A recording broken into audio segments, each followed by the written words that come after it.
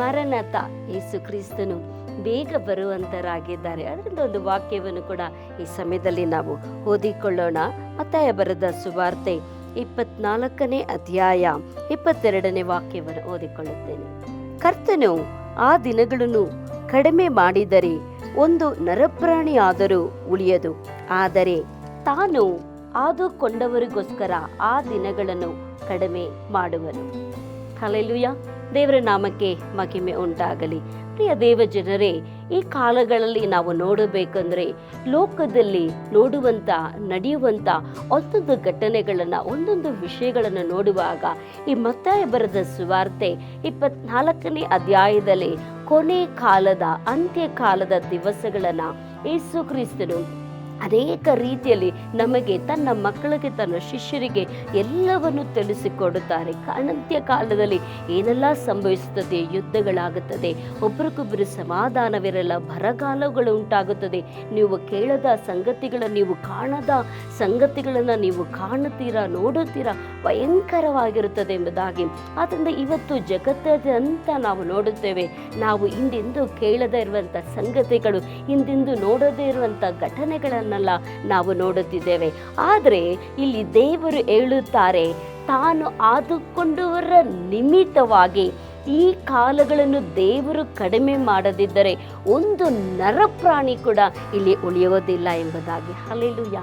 ಆದ್ರಿಂದ ಪ್ರಿಯ ದೇವಜನರೇ, ಕರ್ತನು ನಿಮ್ಮನ್ನು ಆಯ್ಕೆ ಮಾಡಿಕೊಂಡಿರೋದ್ರಿಂದ, ದೇವರು ನಿಮ್ಮನ್ನು ಆರಿಸಿಕೊಂಡಿರೋದ್ರಿಂದ, ನಮ್ಮನ್ನು ಆರಿಸಿಕೊಂಡಿರೋದ್ರಿಂದ ನೀವು ಮಾಡುವಂಥ ಪ್ರಾರ್ಥನೆ, ವಿಜ್ಞಾಪನೆ, ಮನವಿಗಳು, ಸೇವೆಗಳು ಎಲ್ಲದರ ನಿಮಿತ್ತವಾಗಿ, ತಾನು ಆದುಕೊಂಡವರ ನಿಮಿತ್ತವಾಗಿ ಅಂತ ನೋಡ್ರಿ, ಎಷ್ಟು ಭಾಗ್ಯವಂತರು. ಯೇಸು ಕ್ರಿಸ್ತನು ನಿಮ್ಮನ್ನು ಆದುಕೊಂಡಿದ್ದಾರೆ, ನಿಮ್ಮನ್ನು ಆಯ್ಕೆ ಮಾಡಿಕೊಂಡಿದ್ದಾರೆ. ಅದಕ್ಕಾಗಿ ಸ್ವಾಮಿ ಏನು ಮಾಡ್ತಾರೆ, ನಾವು ನೋಡುವಂಥ ಉಪದ್ರವಗಳು ಎಷ್ಟು ಭಯಂಕರವಾಗಿದೆ ಅಂದರೂ ಕೂಡ ಅದನ್ನೆಲ್ಲ ಕಡಿಮೆ ಮಾಡುವಂಥ ಉದ್ದೇಶವೇ ನಿಮಗಾಗಿಯೋ ನನಗಾಗಿಯೋ. ಹಲ್ಲೆಲೂಯಾ.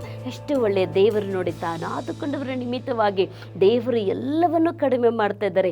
ಇಲ್ಲಂದ್ರೆ ಒಂದು ನರ ಪ್ರಾಣಿ ಕೂಡ ಉಳಿಯೋದಿಲ್ಲ ಅಂತ ಕರ್ತನ ನಾಮಕ್ಕೆ ಸ್ತೋತ್ರವಾಗಲಿ. ಅದೇ ಅಧ್ಯಾಯದಲ್ಲಿ ಇನ್ನೊಂದು ವಾಕ್ಯ ಕೂಡ ಹೇಳುತ್ತದೆ. 27ನೇ ವಾಕ್ಯವನ್ನು ಓದಿಕೊಳ್ಳುತ್ತೇನೆ ನಿಮಗಾಗಿ.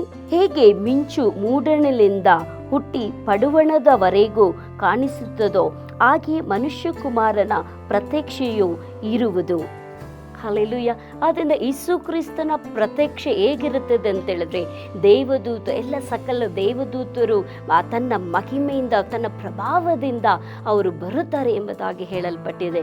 ಅದರಿಂದ ಯೇಸು ಕ್ರಿಸ್ತನು ಇಲ್ಲಿದ್ದಾರೆ, ಅಲ್ಲಿದ್ದಾರೆ ಅಂತ ಹುಡುಕೋದು ಬೇಡ. ಅನೇಕರು ಇವತ್ತು ನಾನೇ ಕ್ರಿಸ್ತನು, ನಾನೇ ದೇವರೆಂಬುದಾಗಿ ಹೇಳುತ್ತಿದ್ದಾರೆ. ಅದಕ್ಕೆ ಹೋಗದಾಗೆ ಯೇಸು ಕ್ರಿಸ್ತನು ಆಕಾಶ ಮಂಡಲದಲ್ಲಿ ಮೇಘದೋಪಾದಿಯಲ್ಲಿ ಇಳಿದು ಬರುತ್ತಾರೆ ಎಂಬುದಾಗಿ ನಮಗೆ ವಾಗ್ದಾನ ಮಾಡಿದ್ದಾರೆ. ಯಾರಿಗಾಗಿ ಬರುತ್ತಾರೆ? ನಿಮ್ಮನ್ನು ಕರೆದುಕೊಂಡು ಹೋಗಲು, ನನ್ನನ್ನು ಕರೆದುಕೊಂಡು ಹೋಗಲು. ಯಾಕಂದರೆ ಯೇಸು ಸ್ವಾಮಿ ಹೋಗುವಾಗ ಹೇಳಿದರು, ನಾನು ಮತ್ತೆ ಬಂದು ನಾನಿರುವ ಸ್ಥಳದಲ್ಲಿ ನಿಮ್ಮನ್ನು ಕರೆದುಕೊಂಡು ಹೋಗುತ್ತೇನೆ ಎಂಬುದಾಗಿ ವಾಗ್ದಾನ ಮಾಡಿದ್ದಾರೆ. ಆದ್ದರಿಂದ ನಿಮಗಾಗಿ ಯೇಸು ಕ್ರಿಸ್ತನು ಇದೋ ಬರುತ್ತಾ ಇದ್ದ, ನಾನು ಬೇಗನೆ ಬರುತ್ತೇನೆ ಎಂಬುದಾಗಿ ಹೇಳಿದ್ದಾರೆ. ಆದ್ದರಿಂದ ಬೇಗನೆ ಬರುವಂಥ ಆ ಯೇಸು ಕ್ರಿಸ್ತನಿಗಾಗಿ ನಾವು ದಿನಾಗಳು ನಮ್ಮನ್ನು ಸಿದ್ಧಪಡಿಸಿಕೊಂಡು ಅದಕ್ಕಾಗಿ ನಾವು ಕಾಯುತ್ತಿರೋಣ. ಕರ್ತ ನಿಮ್ಮನ್ನು ಆಶೀರ್ವದಿಸಿ ನಾನು ನಿಮಗಾಗಿ ಪ್ರಾರ್ಥಿಸಿಕೊಳ್ಳುತ್ತೇನೆ. ನಮ್ಮ ಯೇಸು ಕರ್ತನೇ, ನಿನ್ನ ನಾಮಕ್ಕೆ ಸ್ತೋತ್ರವಾಗಲಿ ರಾಜ.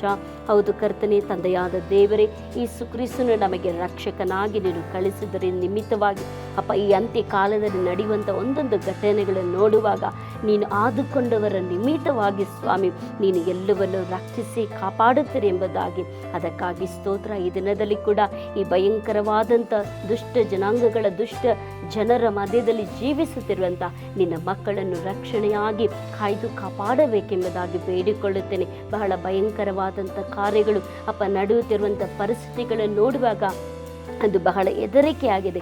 ಆದರೂ ಕೂಡ ನೀನು ರಕ್ಷಿಸಿ ಕಾಪಾಡುತ್ತೆಂಬುದಾಗಿ ವಾಗ್ದಾನ ಮಾಡಿದರೆ ಕೊನೆಯವರೆಗೂ ಕಾಯುತ್ತೇನೆಂಬುದಾಗಿ ಹೇಳಿದಿರಿ ಸ್ವಾಮಿ. ಆ ವಾಗ್ದಾನಕ್ಕಾಗಿ ಕೃತಜ್ಞತಾ ಸ್ತೋತ್ರಗಳನ್ನು ಸಲ್ಲಿಸುತ್ತೇನೆ. ಎಲ್ಲರನ್ನು ಕೂಡ ಆಶೀರ್ವದಿಸಿ ಯೇಸುವರ ನಾಮದಲ್ಲಿ ತಂದೆಯಾದ ದೇವರೇ, ಆಮೇನ್. ಮಾರನಾಥ ಯೇಸು ಕ್ರಿಸ್ತನು ಬೇಗನೆ ಬರಲಿದ್ದಾರೆ. ಆಮೇನ್.